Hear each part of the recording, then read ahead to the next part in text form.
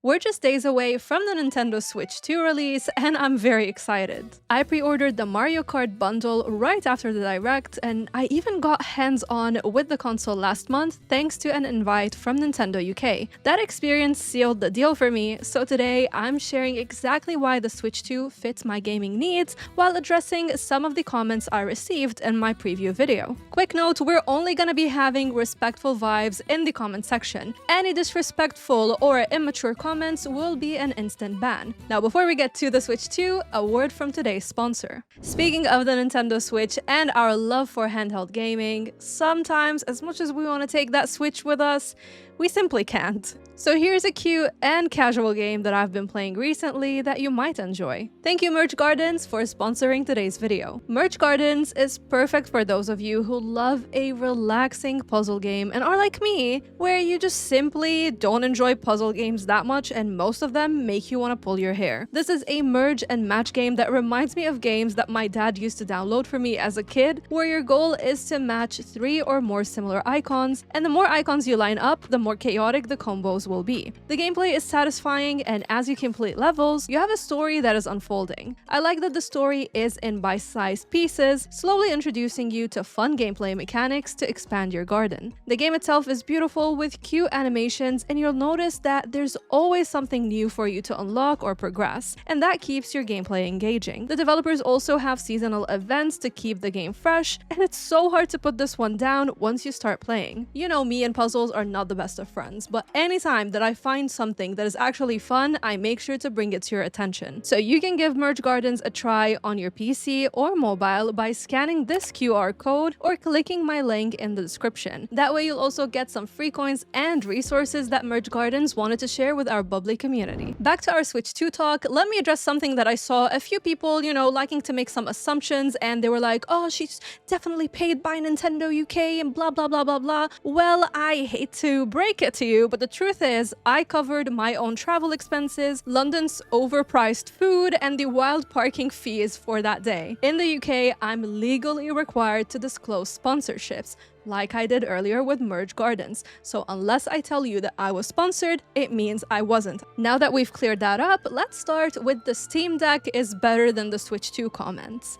So I have a Steam Deck OLED and I absolutely love it. However, I don't think it's a better deal like some people are claiming it to be. Let's do a breakdown while using the prices in the UK, which is where I live. A Nintendo Switch 2 is £395.99, whereas the Steam Deck with the LCD panel is £349. Both come with 256 gigs of storage, with some of it reserved for the system to use. So what comes in the box? The Switch 2 comes with the Joy-Cons, a dock, AC adapter, HDMI cable, Joy-Con grip, and Joy-Con straps, whereas the Steam Deck only comes with a carrying case and a power supply. So with £46 extra for the Switch 2, you're obviously getting a lot more, but then you gotta keep in mind that the dock alone for the Steam Deck costs £69. So that makes the Steam Deck with the dock to cost £418 compared to the £395.99 for the Switch 2. In my playtest last month, the console price for the Switch 2 looked like it is 100% worth it, especially after seeing how it ran games that are absolutely struggling to run on the OG Switch. Guys, if you're new here, this channel started as me covering the Nintendo Switch, and funny enough, I really haven't been touching my Nintendo Switch in a really long time. It's just collecting dust. The last game that I was very invested in was the Hello Kitty Island Adventure, and before that, I might have not really touched my Switch in a year.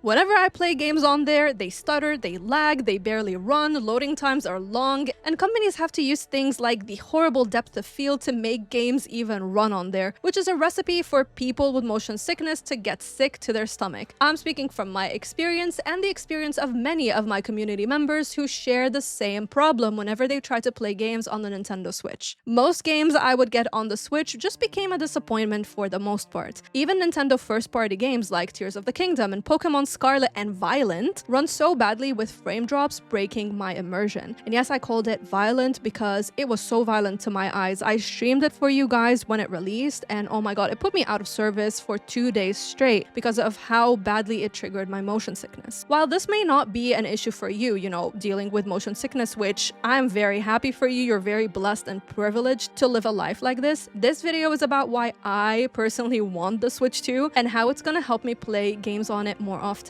The improvements I saw just by checking games like Hogwarts Legacy or Tears of the Kingdom, it was day and night different from how they are running on the OG Switch. Even seeing Cyberpunk running so well, it was shocking. It was so smooth, and in docked mode, it ran at 4K. Be it native or upscaled, I don't care. The game looked incredible, and it made me consider triple dipping and buying the game for the third time. Add to that, we have games releasing Switch 2 upgrades right now to make them run better. For example, today we saw Fantasy Life's upgrade, and it looks a lot better on the Switch 2. I tried it on Switch 1, and I just couldn't play it for the life of me. I show you in more details my experience playing Fantasy Life on both PC and Switch in this video, so check it out if you're interested. We also have Rune Factory Guardians of Azuma releasing on Switch 1 and Switch 2 on launch date, which I'm going to be streaming, and the upgraded version seems to take advantage of the system's upgraded hardware to run better. Squish the like and subscribe buttons because I will be streaming how this game runs on the Switch 2, along with a lot more titles that are gonna be ported there.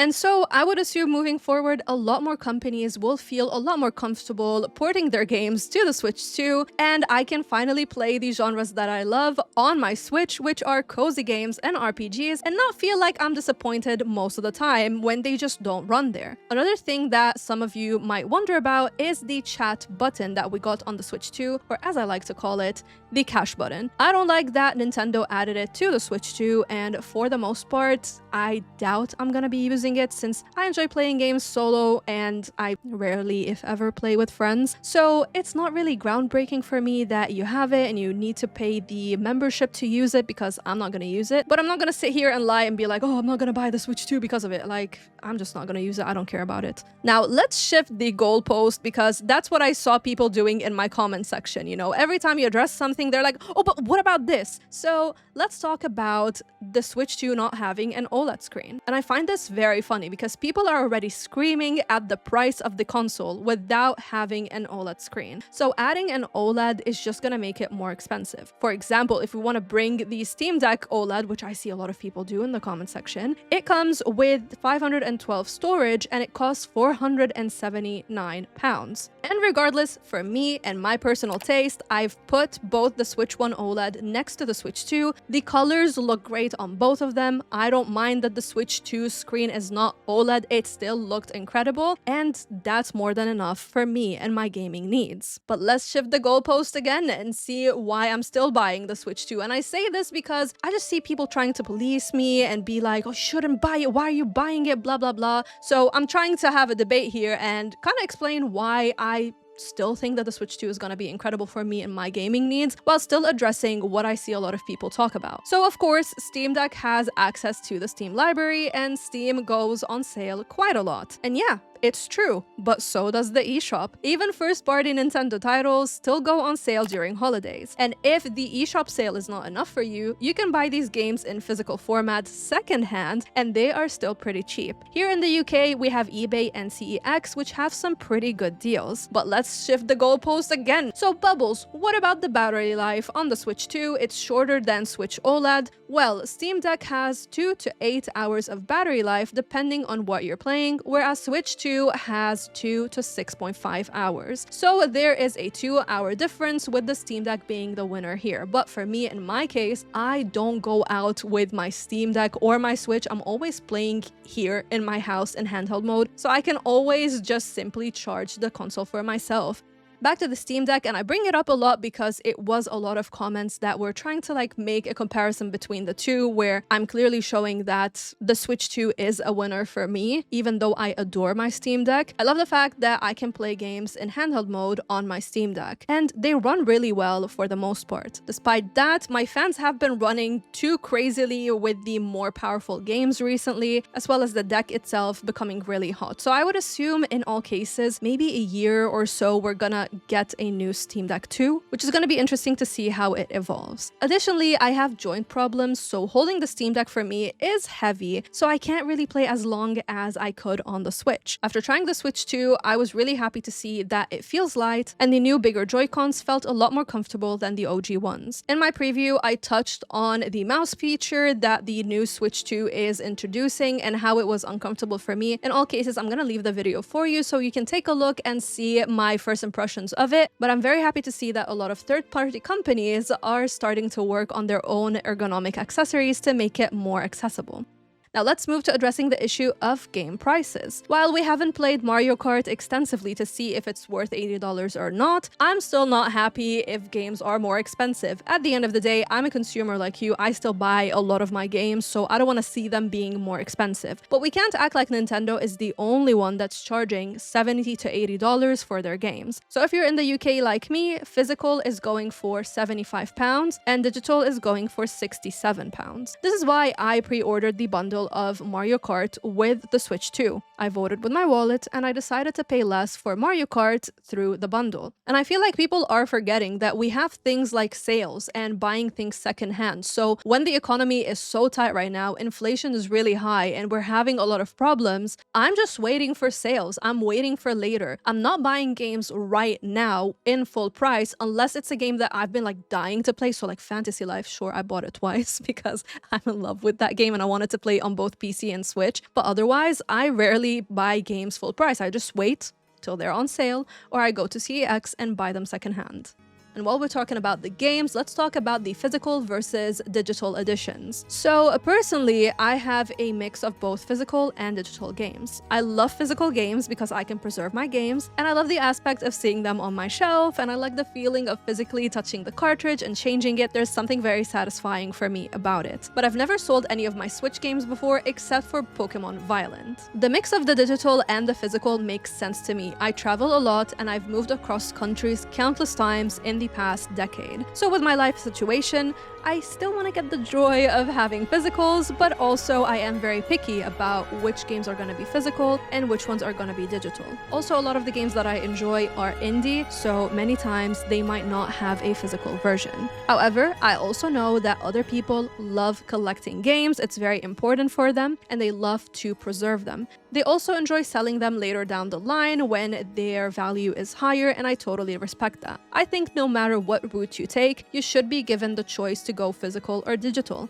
Now, Nintendo's games seem to be in physical format, and they have the different price for physical versus digital. Whereas the problem is third-party companies who are choosing to go with the game cart route, and we can't blame anybody but the companies themselves. I'm so happy to see companies like Marvelous and CD Projekt Red state that Rune Factory, Daemon X Machina, and Cyberpunk 2077 will be fully loaded on the cartridge. So as you can see, publishers choose what they want to do, and it is their responsibility to cover the costs of the physical version and still help us preserve games. And then us as consumers, we have the right to choose if we want to buy it or not. As they say again, vote for your wallet. So for me, I'm gonna be skipping the game key cards. I'd rather just have it in digital format. Like, it makes no sense for me to just use the cartridge when there's nothing on it. So yeah, I'm voting with my wallet as well. I feel like the conversation about the Nintendo Switch 2, just like a lot of how things are with games, it's just a lot of extremes. You know, I have a friend that I saw made a video about why she's skipping the Switch 2 and she got a lot of hatred. And then I got a lot of hatred because I enjoyed the preview that I played and I'm still pre-ordering it. Instead of policing where people should and shouldn't spend their money and being rude in the creators' comment section, take accountability of where you as an adult want to spend your money, and let's bring conversations to the table where respectful conversations can be had so we can chat and talk while being respectful. With me and the Switch 2, I think it fits what I want. It's gonna give me what I've been wanting from a Nintendo console. So I'm really excited to unbox it. We're gonna unbox it live, and I can't wait to see how games are gonna start running on the Switch so I can finally play games on my Switch again. Watch this video next for my Switch preview. You can see everything that I liked and I didn't like. Thank you again to Merch Gardens for sponsoring today's video, and a shout out goes to our YouTube and Patreon bubblies who make videos like this possible. Thank you, Will, the games I mentioned, Jake Logan, and Stella for going the extra mile. Until next time, stay bubbly.